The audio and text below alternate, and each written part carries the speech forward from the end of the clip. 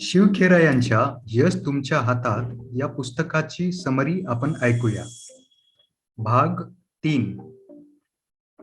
लोकांकडून हवं तसं काम करून घेता येणं हीच माझ्या मते जगातील सर्वश्रेष्ठ क्षमता. इतर कशापेक्षाही मी या क्षमतेला महत्त्व देतो. प्रसन्न आणि आकर्षक व्यक्तिमत्वामुळं यशस्वी माणसं वेगळी उठून दिसतात. इतरांकडून ते चांगलं सहकार्य मिळवू शकतात. माणसाचा दृष्टिकोन, वर्तणूक आणि त्यातून व्यक्त होणारा भाव यांचा मिलाफ म्हणजे प्रसन्न व्यक्तिमत्व. चेहऱ्यावरचा प्रसन्न भाव हा आपल्या कपड्यांपेक्षा अधिक प्रभावकारक असतो.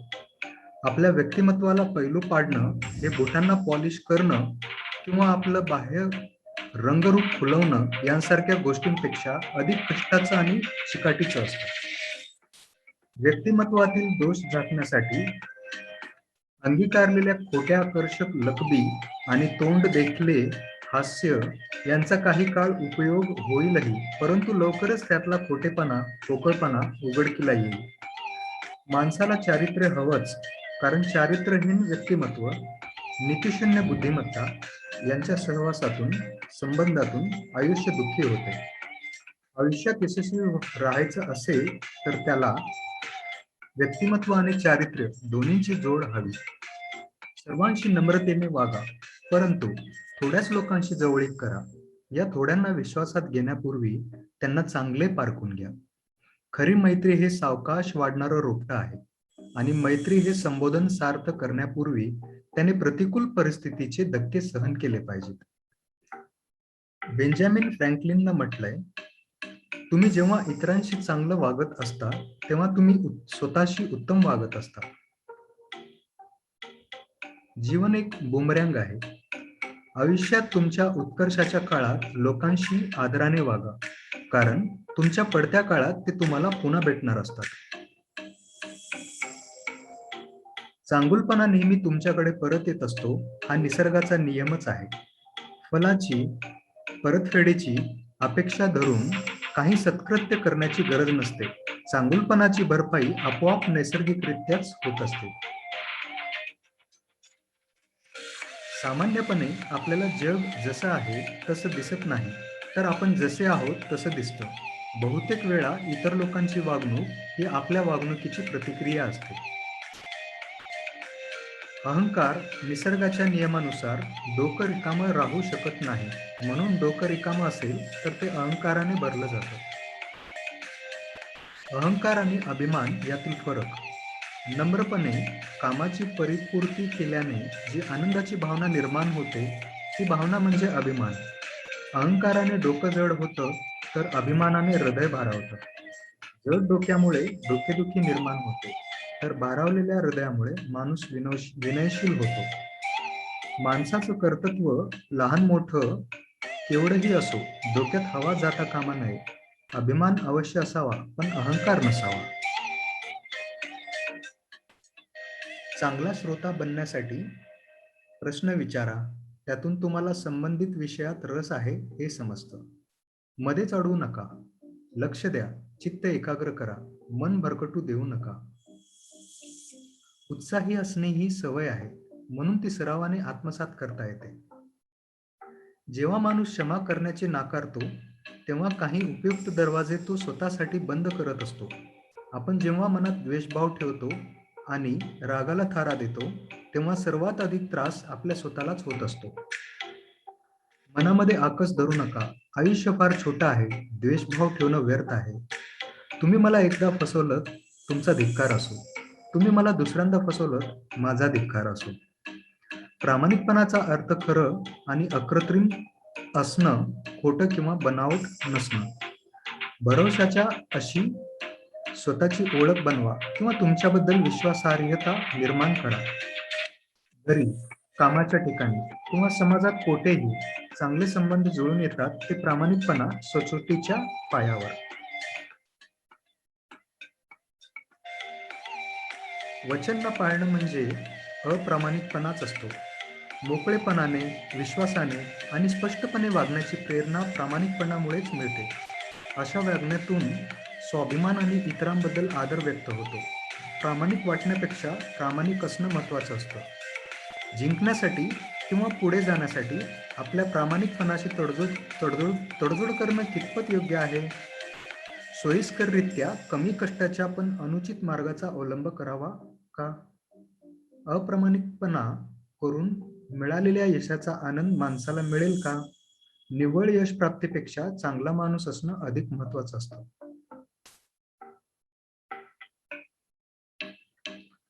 प्रामाणिकपणा हळुवारपणे व्यक्त व्हावा. काही लोकांना आपण प्रामाणिकपणाच्या बाबतीत अतिशय निष्ठुर कडवे आहोत याचा गर्व असतो. प्रामाणिकपणा चांगल्या शब्दात आणि खुबीने व्यक्त करावा. विनम्रता अंगी बाणवा. यश आणि नम्रता हातात हात घालून चालतात. इतर लोक जेव्हा तुमच्या नावाचा डंका पिटतात तेव्हा त्याचा आवाज अधिक दूरवर जातो. याचा जरा विचार करा. साधेपणा आणि नम्रता ही मोठेपणाची दोन लक्षणं आहेत. नम्रता म्हणजे स्वतःला कमी लेखून वागणं नव्हे, तसं करणं म्हणजे स्वतःला गौण लेखल्यासारखं होईल. समंजसपणा हा खऱ्या सुसंवादाचा पाया असतो. दुसऱ्यांच्या भावनांबद्दल संवेदनाक्षम राहा.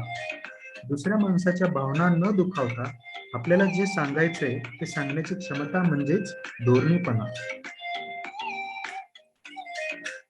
दयेची ममतेची भाषा बहिऱ्यांनाही ऐकू येते आणि आंधळ्यांनाही दिसते. एखादा मित्र मेल्यानंतर त्याच्या नावाने गळा काढण्यापेक्षा, त्याच्या समाधीवर फुलं वाहण्यापेक्षा तो हयात असताना त्याच्याशी प्रेमानं वागणं अधिक चांगलं. चांगुलपणाच्या कृतीमुळे माणसाला चांगलंच वाटतं. मग ती कृती त्याने स्वतःच केलेली असो वा दुसऱ्या कोणी त्याच्यासाठी केलेली असो. प्रेमळ शब्दांनी जीभ कधी दुखावत नाही. रोजच्या व्यवहारात सौजन्यपूर्ण वागण्याची सवय लावून घ्या. सौजन्य म्हणजे दुसऱ्याची कदर करून वागणं. एरवी आपल्यासाठी बंद असणारे दरवाजे सुद्धा आपल्या सौजन्यपूर्ण वर्तनाने उघडतात असा अनुभव येतो. फारसा बुद्धिवान नसलेला पण सौजन्यशील माणूस बुद्धिवान पण असभ्य माणसापेक्षा आयुष्यात पुढे जातो. छोट्या छोट्या गोष्टींमुळेच मोठा फरक घडून येतो. छोट्या छोट्या त्रासदायक गोष्टीच सहनशीलतेची परीक्षा घेत असतात. छोटे छोटे अनेक त्याग म्हणजेच सौजन्य. चालाकपणापेक्षा लहान सहान गोष्टींमधील सौजन्यपूर्ण वर्तनच माणसाला अधिक पुढे घेऊन जाते. अंगी रुजलेल्या नैतिक वर्तनाचेच सौजन्य हे दर्शनीय रूप आहे. यासाठी एक पैसाही खर्चावा लागत नाही, पण लाभ मात्र बरेच होतात. अगदी साधं उदाहरण म्हणजे एखाद्या वयोवृद्ध माणसाला किंवा अपंग माणसाला बसायला आपली जागा देणं हेही सौजन्यच होय. प्रसन्न स्मित हास्य किंवा आभार मानण्यातूनही सौजन्य व्यक्त होतं. ही लहानशी गुंतवणूक आहे, पण तिचे फायदे खूप आहेत. त्यामुळे माणसाची किंमत वाढते. सौजन्यपूर्ण वागण्यासाठी नम्र असावं लागतं.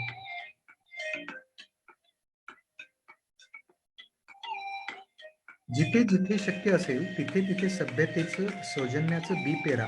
त्यातील काही बिया नक्कीच मुळं धरतील आणि लोकमानसात तुमची प्रतिमा उंचावेल.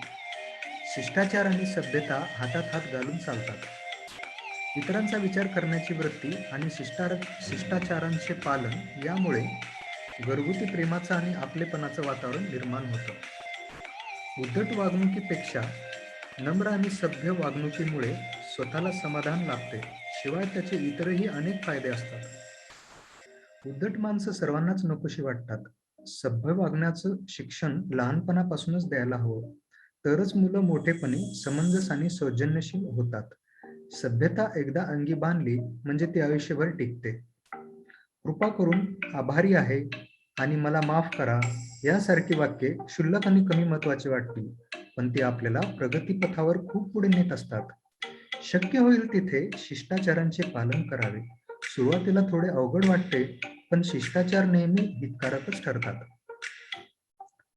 नम्रता ही माणसाच्या चांगुलपणाची खूण आहे. नम्रतेचंच दुसरं नाव सौजन्य आहे. असं वागण्यासाठी खर्च फार येत नाही, पण त्याचे फायदे खूप असतात. एखाद्या व्यक्तीच्या सभ्य व विनम्र वर्तनाचे फायदे केवळ त्या व्यक्तीलाच नव्हे, तर त्या व्यक्तींशी संबंधित संस्थेलाही मिळतात.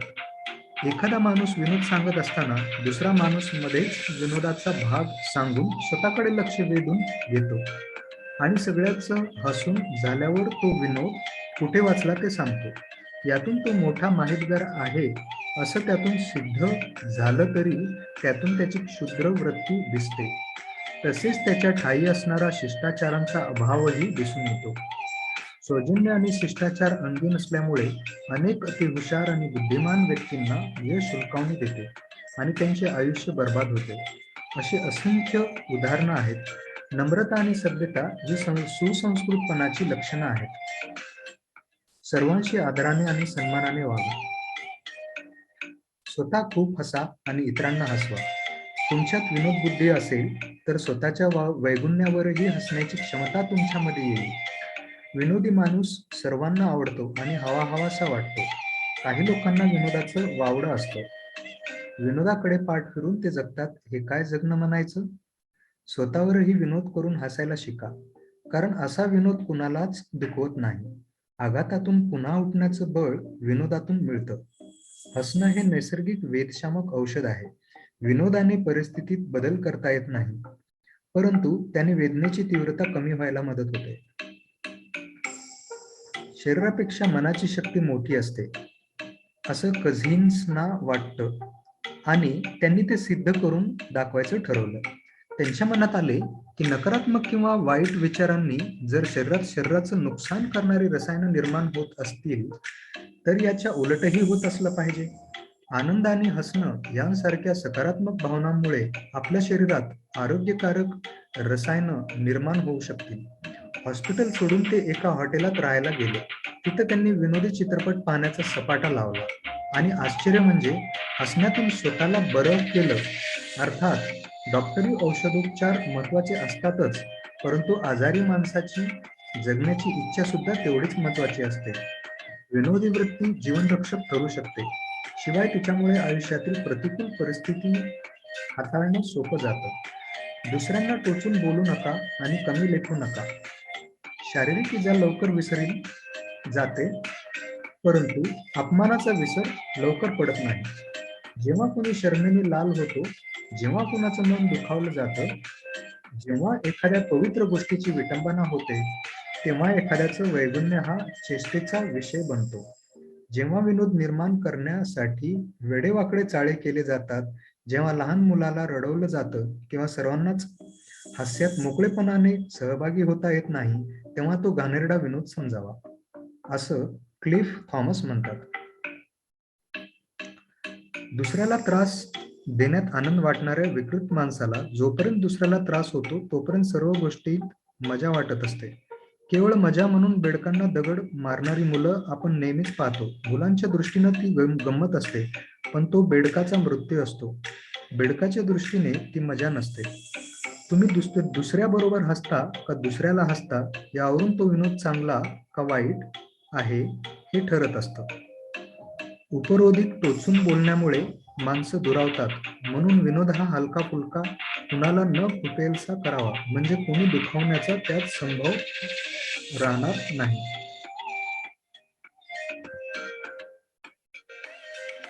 प्रतिकूल परिस्थितीत धैर्य दाखवा. मोहाच्या क्षणी स्वतःवर ताबा ठेवा. क्लेशकारक परिस्थितीतही आपली आनंदी वृत्ती कायम ठेवा. निराशाजनक परिस्थितीत खंबीरपणा दाखवा. अडथळ्यातून संधी शोधा. हे गुण असणं म्हणजे काही योगायोग नव्हे.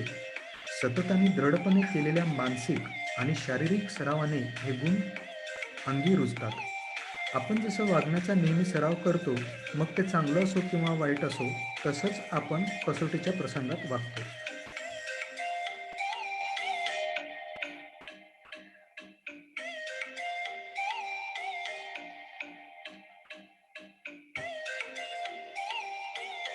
यशाचं तत्वज्ञान आहे, करत राहा आणि दूर राहा. जे केलं पाहिजे ते करत राहा आणि हानिकारक गोष्टींपासून दूर राहा. मनुष्य प्राणी हा तर्कनिष्ठ कमी आणि भावनाप्रधान जास्त आहे. आपली विचार करण्याची पद्धती ही सवयीची होते. आपण सवयी लावून घेतो आणि सवयींनी आपलं चारित्र्य घडतं. योग्य विचार करण्याची सवय लावून घेणं गरजेचं असतं. आपल्या विचारातून कृती होते, कृतीतून सवयी जडतात आणि सवयीतून चारित्र्य घडतं. चारित्र्यातून आपलं भवितव्य ठरतं. एकूण काय तर आपल्या बऱ्या वाईट सर्व सवयींची गोळाबेरीज म्हणजे चारित्र्य. माणसाला चांगल्या सवयी असतील तर त्याचं चारित्र्य चांगलं आहे असं आपण म्हणतो. सवयी नकळत लागतात किंवा मुद्दाम ठरवून प्रयत्नपूर्वक लावून घेता येतात. मला आठवतंय, आई वडील मला लहानपणी सांगायचे, तू चांगल्या सवयी लावून घे, कारण सवयींनी चारित्र्य घडतं. एखादी गोष्ट आपण पुन्हा पुन्हा केली की तिचं सवयीत रूपांतर होतं. आपण कोणतीही गोष्ट सरावानंच शिकतो. धैर्याने वागून आपण धैर्यवान होत असतो. The GIGO principle. गिगो ही संगणकीय परिभाषेतील संज्ञा आपल्या रोजच्या व्यवहारालाही तितकीच लागू पडते. हे गिगो प्रिन्सिपल म्हणजे गार्बेज इन गार्बेज आउट. आपण जे देत असतो तसेच आणि तेवढेच आपल्याला मिळत असते. निसर्गाला रिकामपण आवडत नाही. चारित्र्य घडवणं ही सवयच होऊन बसते. आपल्याला जर प्रसन्न व्यक्तिमत्व घडवायचं असेल तर आपण आपल्या सवयी बारकाईने तपासल्या पाहिजे. आपण सवयींचे गुलाम असतो हे एका अर्थी चांगलंच आहे, कारण कोणतीही गोष्ट करण्यापूर्वी आपल्याला सगळा विचार करावा लागला तर आपल्या हातून काहीच काम होणार नाही आणि असं करत बसण्यात इतका वेळ आपल्याजवळ नाही. आशावादी असणं किंवा निराशावादी असणं ही सुद्धा सवय आहे. आयुष्यात महामार्गावरून प्रवास करताना तुमची नजर ध्येयावर असू द्या. नेमकं मुद्द्याचं काय ते पहा. अनावश्यक किरकोळ बाबींकडे दुर्लक्ष करा. लांब लांबचे टप्पे घ्यायचे तर आयुष्याचा प्रवास फार कठीण आहे. पण छोटे छोटे टप्पे घेत गेलं तर हाच प्रवास किती सोपा आहे, असं जीन गॉर्डन म्हणतात. ध्येय आपल्या मूल्यांशी सुसंगत असावे. ध्येयामुळे आयुष्याला अर्थ प्राप्त होतो. तुम्ही तुमच्या ध्येयावरून जेव्हा नजर बाजूला करता तेव्हा तुम्हाला दिसणाऱ्या भयावह गोष्टी म्हणजे अडथळे, असं हेनरी फोर्ड यांनी म्हटलंय. आपण कुठे आहोत हे महत्त्वाचं नसतं, आपण कोणत्या दिशेने पुढे जातो हे खरं महत्त्वाचं असतं. कार्यवाही म्हणजे कार्यसिद्धी नव्हे. काम करत राहणं आणि ते पूर्ण होणं यात फार मोठा फरक आहे. आपल्याला काही साध्य करायचं असेल तर करत असलेल्या कामाचं आपण वेळोवेळी मूल्यमापन केलं पाहिजे. महात्मा गांधी म्हणत, पुढील 7 गोष्टी म्हणजे घोर पाप मानावीत. कष्टाशिवाय संपत्ती, सदसद विवेक बुद्धीशिवाय आनंद, चारित्र्याशिवाय ज्ञान, नीतिमत्तेशिवाय व्यापार, मानवतेविषयी मानवतेशिवाय विज्ञान, त्यागाविना धर्म आणि तत्वाशिवाय राजकारण. कष्टामुळे माणसाला पैशाची किंमत कळते. हवं असलेलं मिळणं. आपली जीवनमूल्ये पुरेशी स्पष्ट नसतील तर आपल्याला पाहिजे ते मिळणं हे अधिकच दुःखद होऊ शकतं. वाईट किंवा विकृत जीवनमूल्यामुळे दुःखच वाटायला येतं. आपली जीवनमूल्ये जर निश्चित सुस्पष्ट असतील तर निर्णय घेणं आणि बांधील होणं खूपच सोपं होतं. आरोग्य, पैसा, कुटुंब, समाज किंवा जीवनमूल्ये याविषयी आणि एकाच आपल्या व्यक्तिगत यशाविषयी आपण जे वैचारिक धोरण ठरवतो तेथूनच यशाची सुरुवात होते.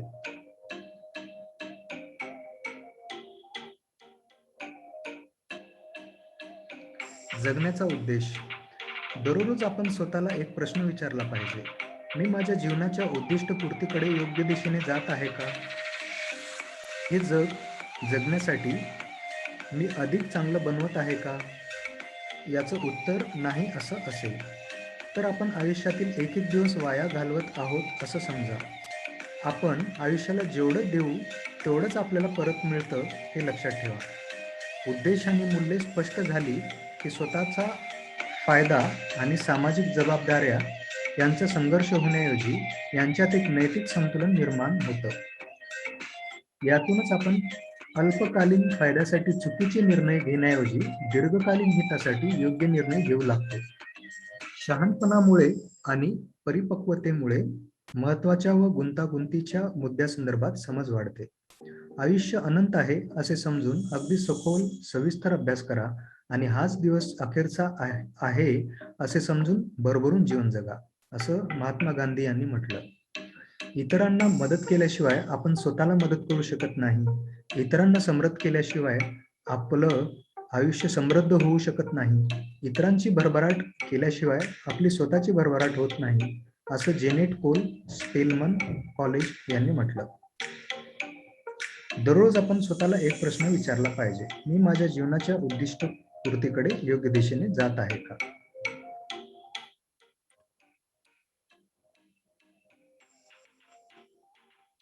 अंतिमतः फोल ठरणाऱ्या चळवळीत तात्पुरते यश मिळण्यापेक्षा अंतिम यश निश्चित असलेल्या कार्यात अपयशी होणे मी पत्करीन, असं वुड्रो विल्सन यांनी म्हटलं.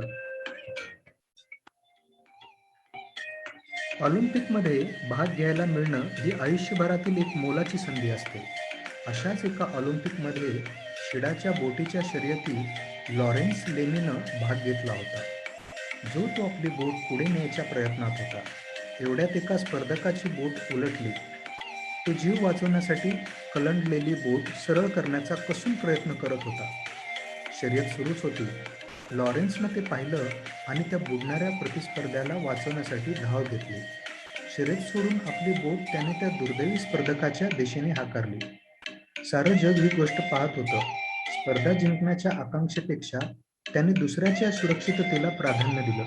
शर्यत त्याने जिंकली नाही, तरीही तो विजेता होता. जगभर त्याचा गौरव झाला. रुबेन गोन्झालेसची कहाणी अशीच आहे. तो एकदा जागतिक रॅकेटबॉल अजिंक्यपद स्पर्धेतील अंतिम सामना खेळत होता. शेवटच्या गेममध्ये मॅच पॉइंटच्या वेळी पॉइंट वाचवण्यासाठी गोन्झालेसने अप्रतिम फटका मारला. रेफरी आणि लाईनमन दोघांनीही फटका बरोबर असल्याचं सांगितलं आणि गोन्झालेसला विजेता म्हणून घोषित केलं. परंतु गोन्झालेस क्षणभर अडखळला. वळून आपल्या प्रतिस्पर्ध्याशी हस्तांदोलन करून तो म्हणाला, तो फटका चुकीचा होता. यामुळे त्याने सर्व्हिस गमावली आणि अर्थातच त्या सर्व्हिसवर जिंकलेला सामनाही तो हरला. सर्वजण स्तंभित झाले. नियमानुसार सर्व स्वतःच्या बाजूने असताना, विजय जवळपास निश्चित असताना एक खेळाडू स्वतःची चूक मान्य करून सामना हरेल असे कोणाला कल्पनाही वाटलं नव्हतं. त्याने असं का केलं असं त्याला विचारलं तेव्हा गोन्झालेस म्हणाला, माझी सचोटी, माझा प्रामाणिकपणा, माझी विवेकबुद्धी यांच्याशी प्रतारणा मी करू शकत नाही. तो सामना हारला तरी सुद्धा चालेल. तो सामना हारला तरी तो विजेता होता. जिंकणं ही एक घटना आहे, जेता असणं ही मनोवृत्ती आहे. मार्क ट्वेनने म्हटल्याप्रमाणे सन्मानाला लायक असूनही तो न मिळणं हे लायकी नसताना सन्मान मिळण्यापेक्षा चांगलं असतं. कारण एखादी गोष्ट मिळण्यापेक्षा ती मिळण्याला लायक असण्यातच खरी प्रतिष्ठा आहे.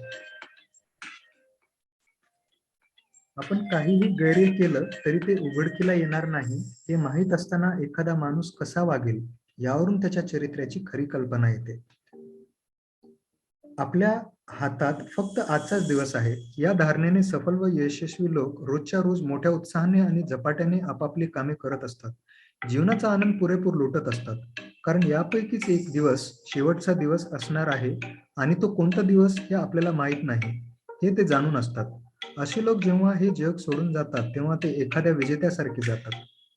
काही पराभव हे विजयापेक्षाही अधिक उन्नत करणारे उदात्त असतात, असं मायकेल द मोंटेन म्हणतात. यशस्वी माणूस होण्याचा प्रयत्न करण्याऐवजी नीतिमान माणूस होण्याचा प्रयत्न करा, असं अल्बर्ट आइन्स्टाईन म्हणतात. तर हे होतं यश तुमच्या हातात या पुस्तकाच्या समरीचा भाग 3. नंतर पुन्हा भेटूया नवीन पुस्तकाच्या समरीमध्ये. धन्यवाद.